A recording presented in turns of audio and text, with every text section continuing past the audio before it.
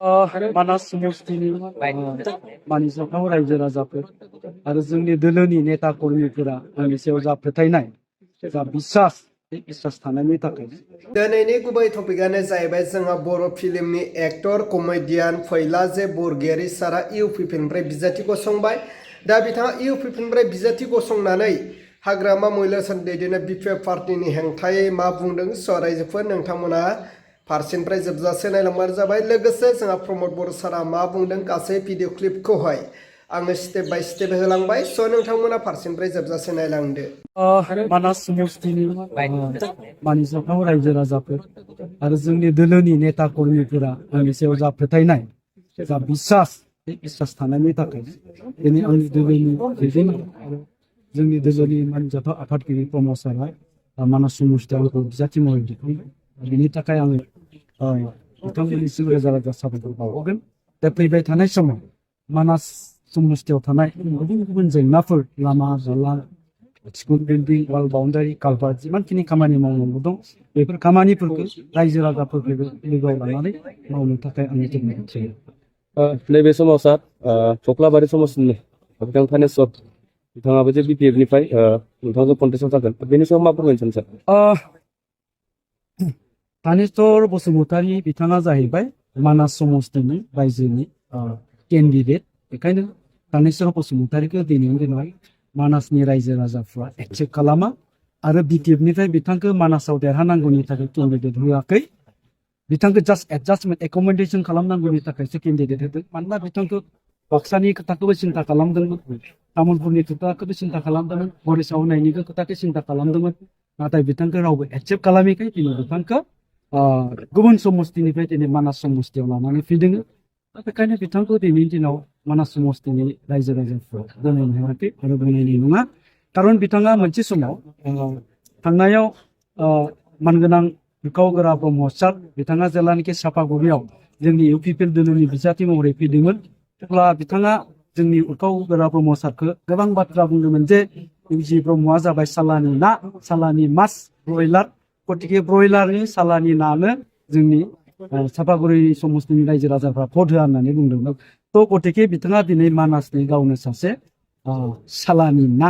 गतिके मानास समष्टिनि रायजो राजाफ्रा मानास दैमानि बिखि दैमानिसो लकेल ना जायो, सालानि नाखौ जाया। बेखायनो थानेस्वर बसुमतारीनो दिनैनि दिनावहाय मानास समष्टिनि रायजो राजाफ्रा नैबे समाव सार नोंथाङा जुदि बिलाइ गोराना सिरिखायो बोथोराव आरो बिलाइ गोदान हमो। दा दोलो नागारदों, दोलोआव हाबदों, बे थांलाय फैलाया जाखायो।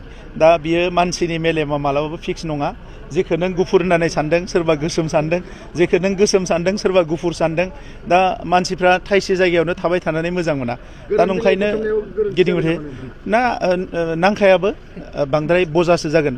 नोंथांनो जुदि जानोबो हायै नोंथाङा जेबो खालामनो हायै फाफ्लियाव बानबाय थायोबा नोंथाङा फाफ्लिया सागोन। दा नंखायनो एसे फाफ्लिखौबो गुरै खालामनांगो। मानोना नोङो गोदान बिलाइफोरखौथ' नुयोबा बिराद मोजां सोमखोर, गोदान बिबार बारोबा गोसोआबो रंजायो। ओंखायनो गोदान गोजामा जायो बिदि होननानै आं बिथांमोनखौ मालाबाबो डिसरेगेट खालामा। आं बिथांमोनखौ रेसपेक्ट खालामो। जेरावनो था मोजाङै था, अबंलावरिया मोजाङै लाखिथों, बिथांमोननि जिउ संसारा मोजाङै सोलिथों। नाथाय पार्टिया बेजों जेबो लस जाया। सोरबा थांनायाव पार्टिया खहा जाया। बिपिएफनिफ्राय जोंनियाव माखासे मानसि फैदोंमोन। बै समाव बिपिएफआ जेबो खहा जायाखै, जोंहाबो जेबो लाब जायाखै। दिनै जोंनिफ्राय माखासे मानसि थांगोन बिपिएफआव, बेवहाय बिपिएफआ बेसेबां लाब जागोन आं मिथिया, खिन्थु जोंहा जेबो खहा जायाखै। बयनिसिमबो खुलुमनाय जासिग्रोनाय थाबाय।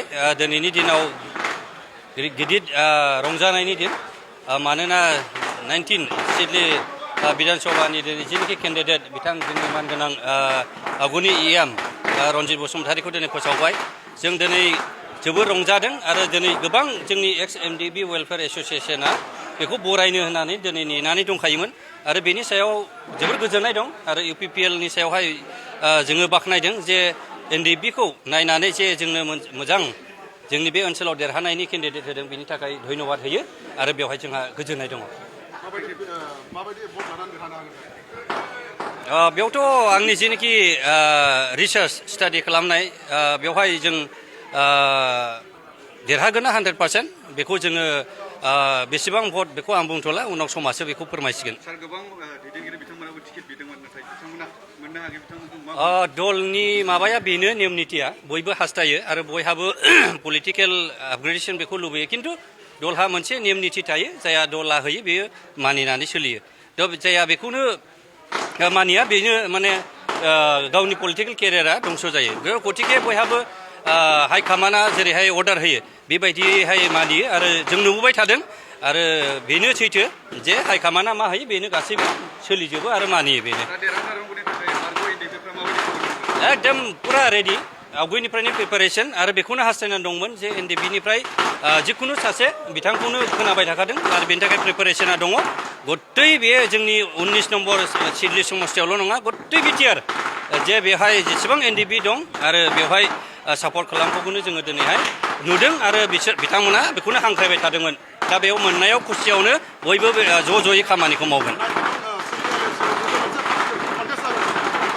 बेवहायथ' दा बिजेपिनिथ' गैखायानो जेनेबा बिजेपि माने बिपिएफ दा बे हिसाबै बिपिएफआ सेकेन्डआव थागोन बेखौ जोङो नुदों आरो अब्ला मानव गेदेर रायजोफोर नोंथांमोना नुबाय खोनाबाय बुजिबाय जोंहा फैला जे बरगयारी सार लोगोसे प्रमद बर' सार आरो गोबां भिडिअ क्लिप्सनि बागै नोंथांमोना मा कमेन्ट खालामहरो नोंथांमोना कमेन्टनि गेजेरजों फोरमायहर जे नोंथांमोननि कमेन्टखौ फरायनानै फैबाय थानाय एमएलए इलेक्सनाव जों बबे मोनसे पलिटिक्स पार्टिनो भटखौ होनांगौ बिनि बागै बुजिनो हायो अब्ला रायजोफोर दिनैनि भिडिअखौ आङो बेखिनियावनो फोजोबबाय भिडिअखौ मोजां मोनदोंब्ला लाइक लोगोसे चेनेलखौ मोजां मोनदोंब्ला साबस्क्राइब